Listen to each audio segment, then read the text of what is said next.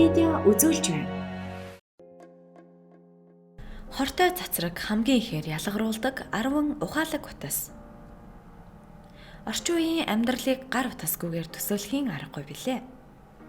Бид өдөр бүр гар утсыг хэрэглэдэг хэдий ч бидний бие мах бодит учруулдаг хор хөнөөлийн талаар төдийлөн боддгоо. Гэтэл үнэн хэрэгтээ бүхий л гар утас хорт цацраг ялгаруулдаг бөгөөд энэ нь хүний бие организм их бага хэмжээгээр сөрөг нөлөө үзүүлсээр байдаг.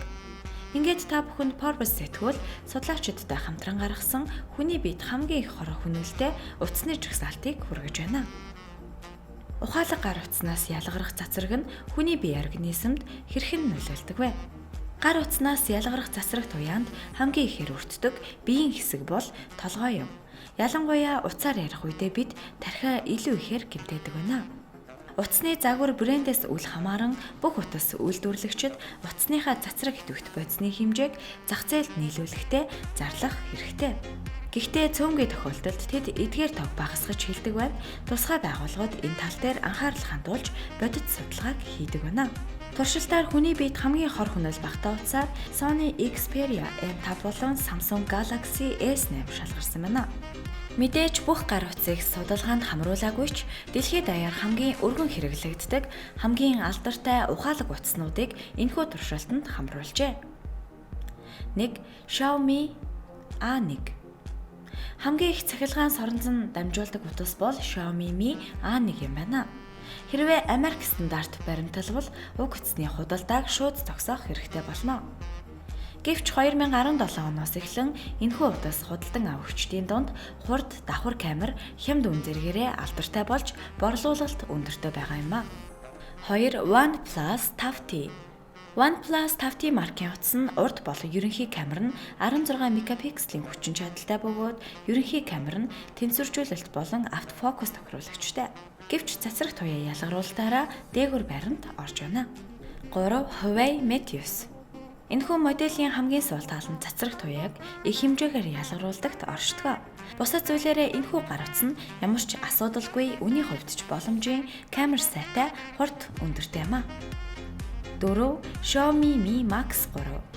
Хамгийн хортой ухаалаг гар утасны нэг бол Xiaomi Mi Max 3 юм. Үзэмж сайтай нэмгэн үн хямд учир худалдан авагчдын анхаарлыг татах болжээ. Үүнээс гадна камер сайтай учир зураг сонирхогчид маш ихээр татагддаг байна. 5. OnePlus 6T.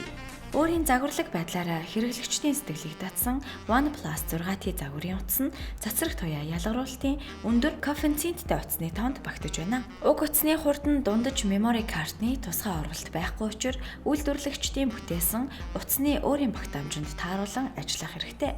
Үүнээс гадна стандарт чихвчний оролт энэхүү утасанд байхгүй. 6. Nokia Lumia 630. Nokia Lumia 630 нь Windows Phone системээр ажилладаг хамгийн хямд утас юм а. Энгийн ерөнхий хэрэглээнд ашиглахад болно Nokia Lumia 630-д ямар нэг нэмэлт систем програм байхгүй. 7. HTC U12 Live.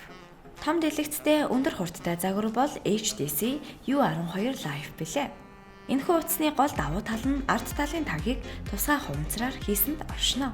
HTC U12 Live утасны цацраг туяа ялгаруулалтын коэффициентд дундаж бөгөөд Америк болон Европ стандартад нийцдэг.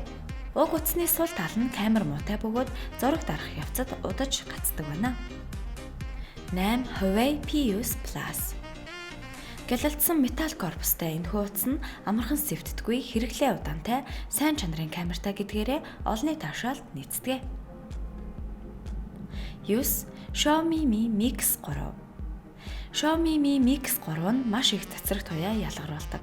Дэлгэц нь ямар нэг том хүрээгүй учраас худалдан авагчдад их таалагддаг байна. Бас нэгэн давуу тал нь механик слайдер тайд орших хэдий ч панелыг хөдлөхийн тулд багагүй хүч шаардагдана.